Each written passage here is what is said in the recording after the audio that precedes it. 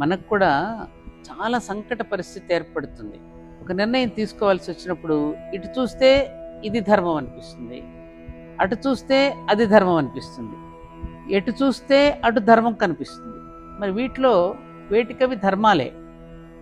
మరి ఈ ధర్మాలన్నిటిలో మనం ఆచరించవలసిన ధర్మం ఏమిటి అనే సంకట స్థితి, ఒక సందిగ్ధ స్థితి మన మనసుకు కూడా ఏర్పడటం సహజం.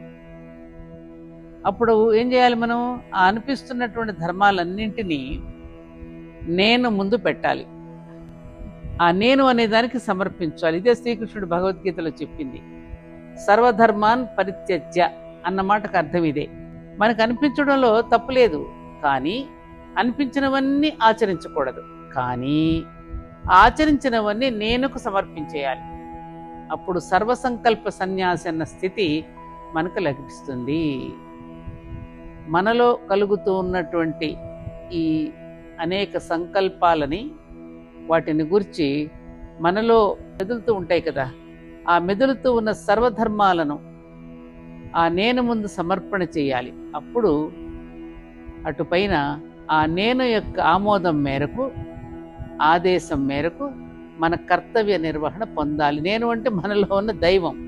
అప్పుడు అది సృష్టికర్మ అవుతుంది. సృష్టికర్మగా అది నిర్వహింపబడుతున్నప్పుడు పుణ్యపాపాల ప్రసక్తి ఉండదుగా, ఆ కర్మబంధాలకు కూడా ఆస్కారం ఉండదు.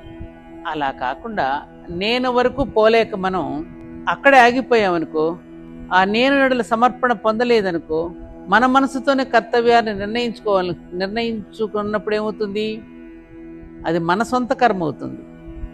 అప్పుడు దానికి పుణ్యపాపాలు కూడా అంటుకుంటాయి. కర్మబంధం దాని వలనే ఏర్పడుతుంది. అందుకే మనసుతో నిర్ణయిస్తే అది సొంత కర్మ. అలా కాక నేను యొక్క ఆమోదాన్ని పొందితే అది సృష్టి కర్మ. ఇంతకీ మన జీవితం సొంత కర్మగా సాగుతోందా, సృష్టి కర్మగా వ్యక్తమవుతుందా అన్నది మనకు తెలియాలి. ఆ గమనిక మనలో ఉండాలి అన్నాడు శ్రీకృష్ణుడు. సర్వధర్మాన్ పరిత్యజ్య అనేటటువంటి దీంట్లో చాలా వివరంగా చెప్పాడు ఆయన. అప్పుడే